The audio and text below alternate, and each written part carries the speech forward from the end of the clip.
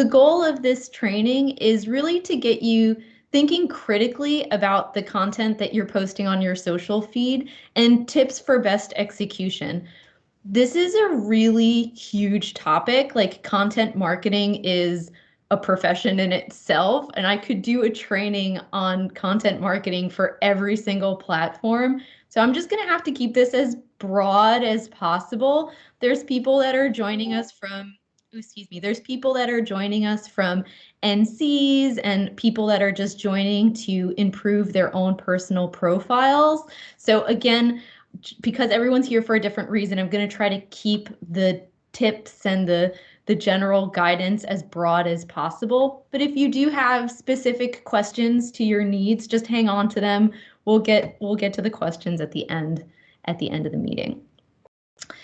So first thing I'm going to talk about is some general elements to create. I don't know if you guys can hear my computer's blowing up, excuse me. The first thing I'm going to talk about is general elements to creating winning social media content. And then we're just going to get into some basic best practices on formatting for the platforms, because those change really often and it's good to keep up to date with what's going on there. So just to get started, first some context. Remember from our last training, I had mentioned this idea that content is king. So this is where I'm coming from, but the problem with saying content is king is that content could mean anything. Content could be a quote card, it could be a meme, it could be an explainer video, it could be a news link. There's a million different ways to send and to convey a message on social media. So saying that content is king, I mean, the word content itself, it means everything and nothing. So that's why we're going to try to decipher this a little bit better. What I can tell you about content in general is that the top performing content on any platform that you are on is doing one of these things. They're either informing, entertaining, or educating. Okay, that's what the best content is doing. Just to put a little bit of context in your mind, when you're crafting something for social, ask yourself, how am I adding value?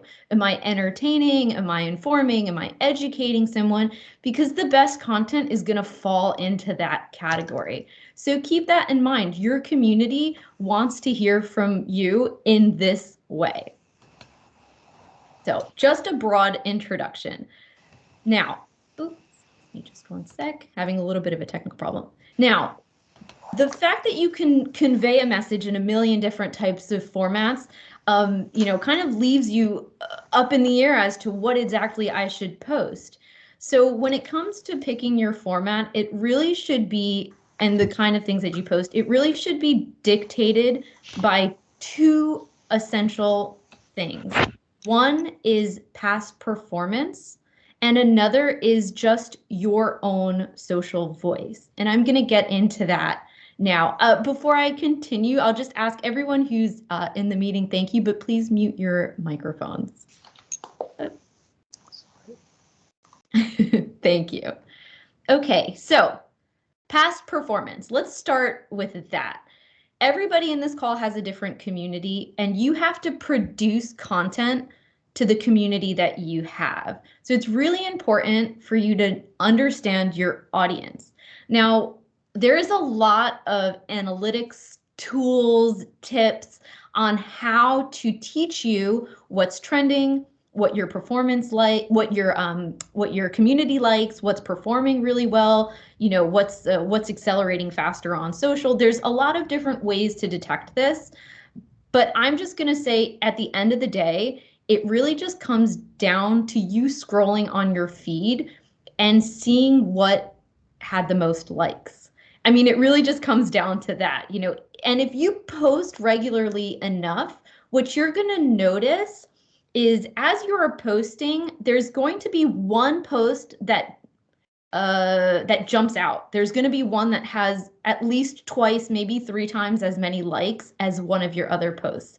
If you do this enough, it's going to happen. Now, when you find that post, when you're scrolling through your feed, you say, wow, this one got 100 likes and I only normally get 20 likes. When you find that post, I want you to look at it very, very carefully because it's going to tell you a lot about what your community wants from you in terms of content. Was it a photo that they liked? Was it a video that they liked? What were you talking about in this post? How did you write it? Did you have emojis in it? What time of day did you post it? All of this information is going to teach you a lot about your community. Who commented on it? Read those comments. What are they into? What is their profession? If the platform gives you that information. And over time, as you do this, you're going to start to notice correlations and similarities between the posts that do better on your feed. Again, everyone's feed and community is different. So I can't say you have to post this because this is what's going to perform better. That might not be the case for you. So again, it's about understanding and learning your audience and what they want from you. And as you collect this information, you gather it, what I'm going to tell you and suggest for you to do in terms of your next content is to replicate that format, replicate that formula that is already proven to work. So this is pretty much how the pros do it, okay? Like when you look at content creators, influencers on any platform, they're looking for cues in their community and they run with that. So I'm encouraging you to do the same when you're crafting your content. Look at what has worked and use that as your basis for your next post.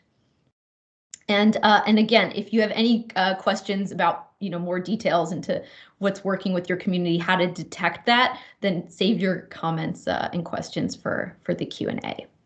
Now, so we talked about past performance. That's a really key indicator of the kind of content that you should be creating. And the other thing is your voice.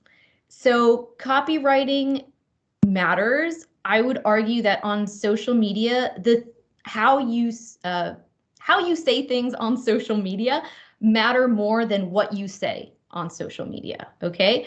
So I'm going to give you a very clear example. These are 2 ads that we ran on LinkedIn. ICC WBO ran a paid campaign on LinkedIn. Identical graphics, just different tag descriptions, different copywriting. Take a look at the 2 posts. Which one do you think performed better in our LinkedIn ad? Which one had more clicks? Which one got more engagement? Because one of them jumped out. One of them actually cost us twice as much as the other one, meaning it got twice as much engagement as the other one. And it all comes down to just the copy, because as you can see, it's a very strong A/B test. I'll give you a moment just to look at it. Okay, so the second photo that says "not in Glasgow, not a problem," this advertisement did twice as better as the other one, just because the copy was stronger. So there's tips, "not in Glasgow, not a problem." It's catchy. It kind of makes you want to keep on reading, right? Join 10,000 public and private sector participants. It's a little bit wordy. You have to go through it to kind of get into it. So this is what I mean when I say copywriting matters. And there's tips, studies show that tweets with less than 100 characters get 17% more engagement. You want to mention those you want to have those hashtags and mentions, of course.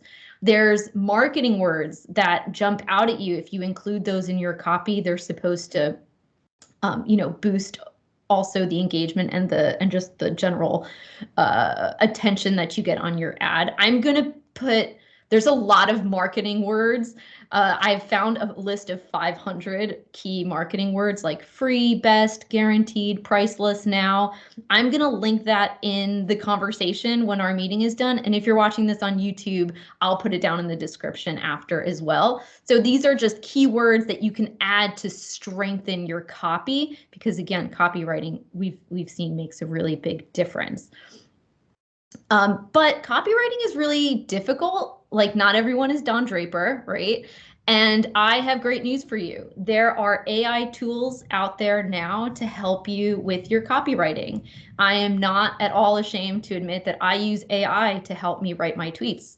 And you can too. It's a paid service most of the times, but it has been life-changing for me in terms of copywriting. So I'm going to go ahead and also link the tool that I use in the description, and I'll put it in the chat as well if that's something that you want to consider. If you feel like you're writing things that are just, they sound wonky, they use jargon, and it's not resonating well, and you kind of just need a little bit of help flushing out your copy, again, there's AI tools for that. So at the end of the day, you have all of these tools and tricks, don't make it too long, don't make it too short, yada, yada. But at the end of the day, it's really about honing your voice on social. Think of yourself as a creator. What are you creating and how does that reflect who you are? And this is a really big topic, honing your voice and understanding the power of your words, and how does that, who are you on social media and how do you sound like? It's a big topic, and I'm going to make that the subject of my next Pioneers meeting. So I hope that you all join so that we can dive into that a little bit more if that's something that's of interest to you. And we'll work on what it means to really establish your voice, your tone, and making that resonate for you. And I hope that subject is interesting to you. I'm already looking forward to that meeting. So we touched on two broad topics on crafting content. One, knowing what works well with your community, so past performance, and the importance of how you say it. Like I said, what you say on social is not as important as how you say it. But the other part of crafting content on social is just understanding the formats, understanding the best practices when it comes to formats. So let's start with graphics and photos. Again, this is broadly speaking. If you're creating graphics for one platform, it's going to be a little bit different if you're creating an Instagram story, for example. So I'm just going to very broadly speak here. One thing to take away is that 16:9 graphics are no longer the standard. A little bit of background here. So you can see on this graph, I have put different aspect ratios, different standards of graphics. So in social media, 16:9 graphics, that's like the graphics that are horizontal, were sort of the standard for many years because Twitter used to crop to 16:9. So everybody, every marketer, every social media manager on the planet just created 16:9 graphics. But with the advent and the growth of Instagram and stories and just a lot of other platforms that have since overtaken them, we're no longer using 16:9 graphics. The great format war between square and 16:9 graphics is over, and square and horizontal and vertical images have won the day, essentially. So when you're creating a graphic or when you're taking a picture, that holding your phone like this is not really the way to go. You're going to want to turn it like that so that it is vertical. Other things to think about: contrasting colors work if you're doing a graphic, but trust your designers at the same time. Art is really subjective. So I would say follow the data over your opinion.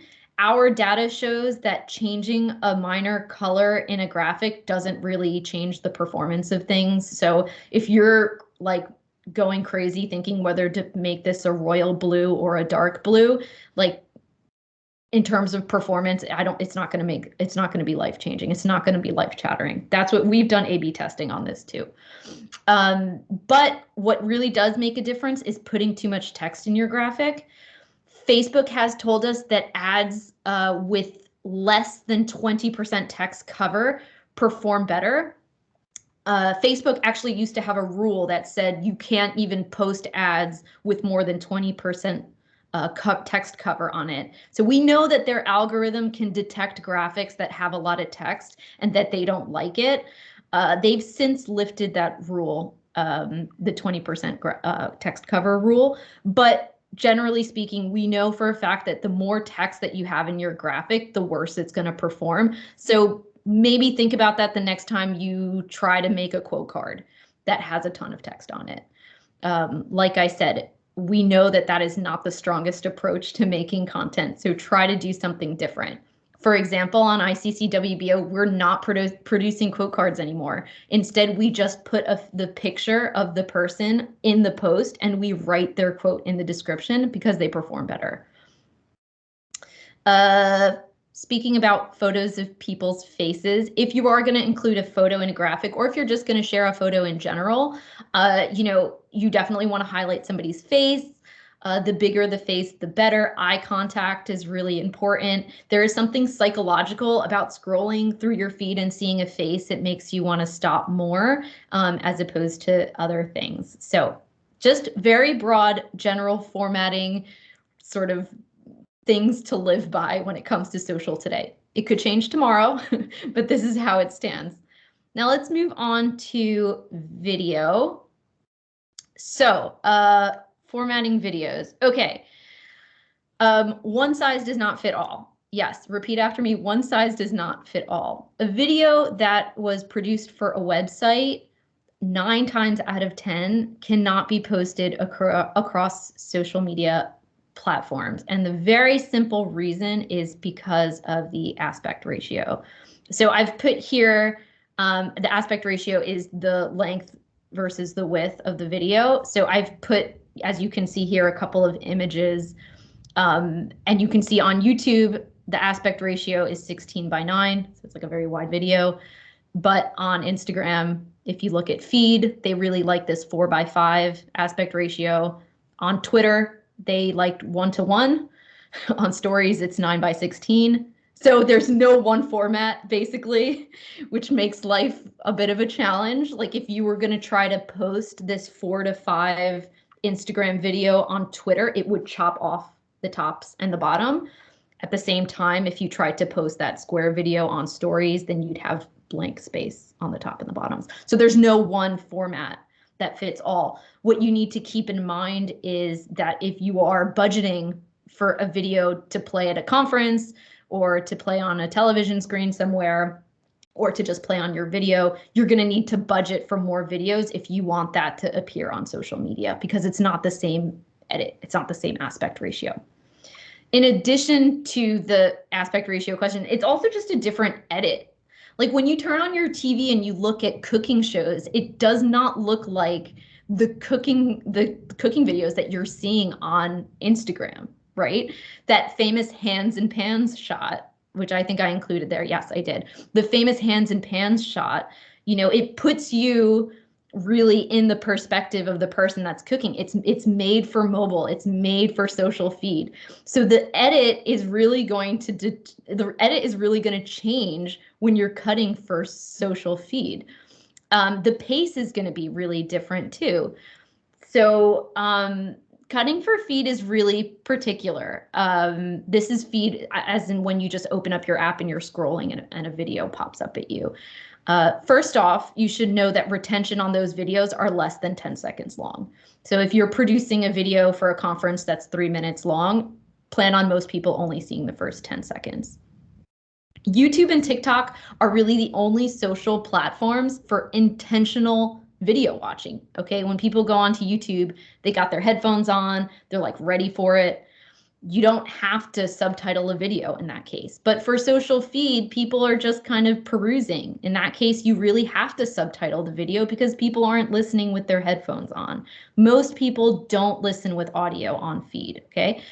And like I said, the edit is really different because you don't have that intentionality.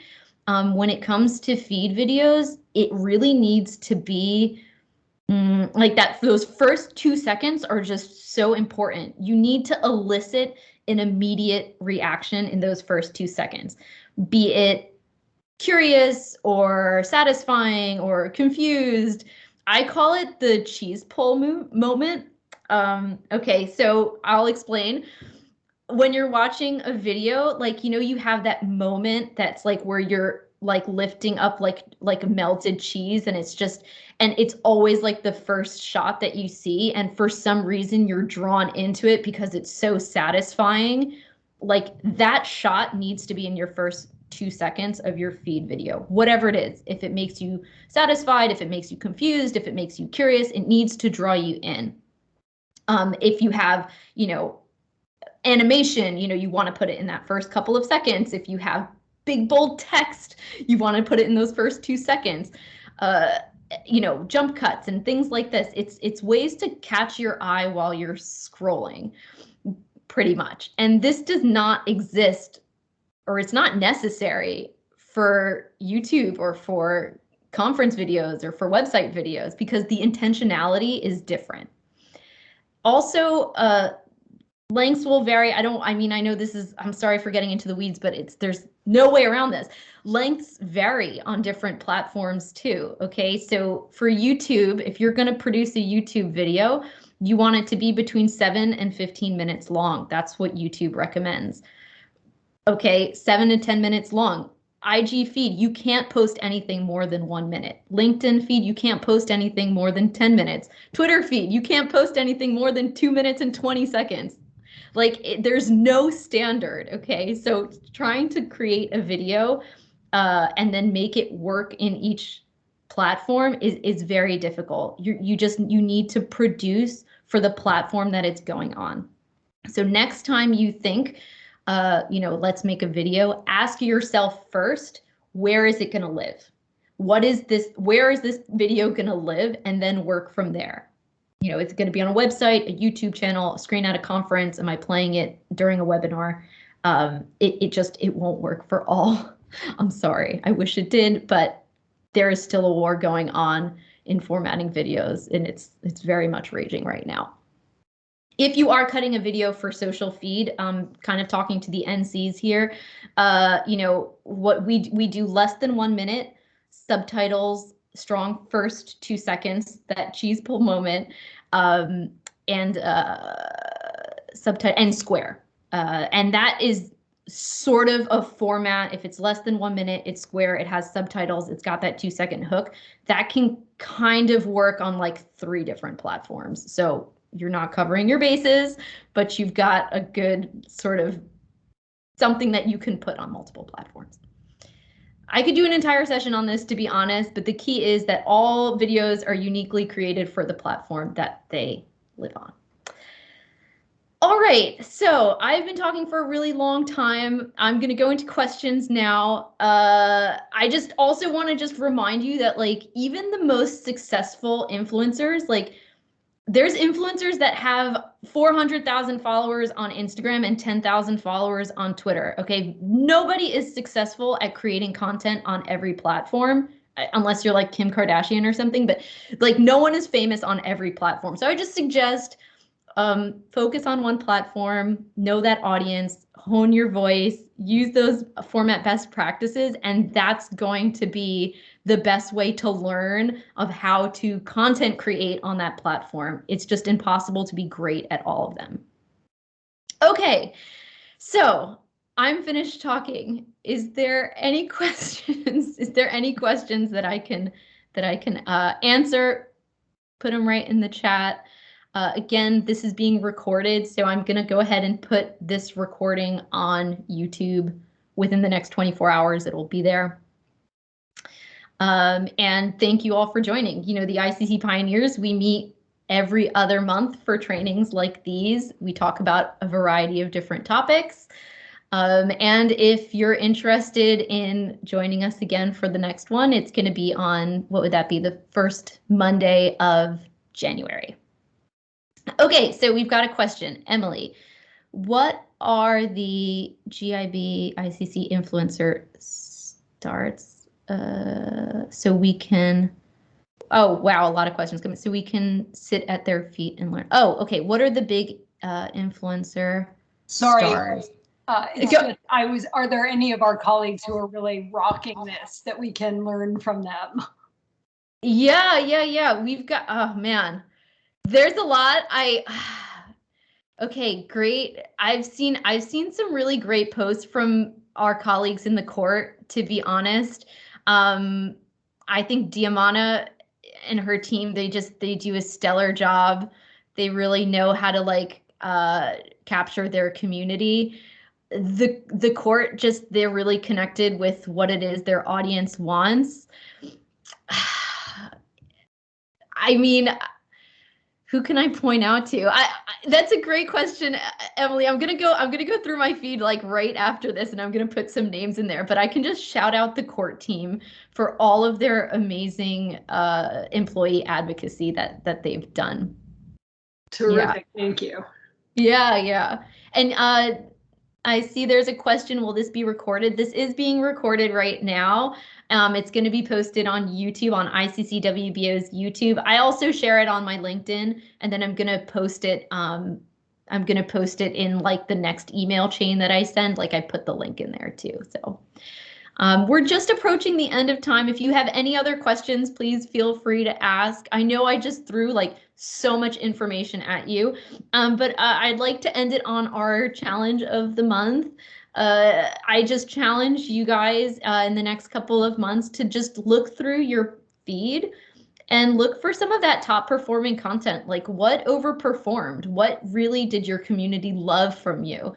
And replicate that format. Do it again. Maybe try, with a little different flavor. If it was a picture of, you and your dog, maybe try a picture of you and your partner. Like, just try to hone in and understand what the community wants from you, and replicate that so that you really understand, what your value should be to them. And thank you for joining. I think that pretty much wraps it up. I don't see any other questions in the comments. Very insightful. Thank you, Stephanie. Very welcome. And thank you to the NCs and the people who are joining us from abroad. I know that the timing is not always ideal, but I really appreciate it. Okay, everyone. Bye.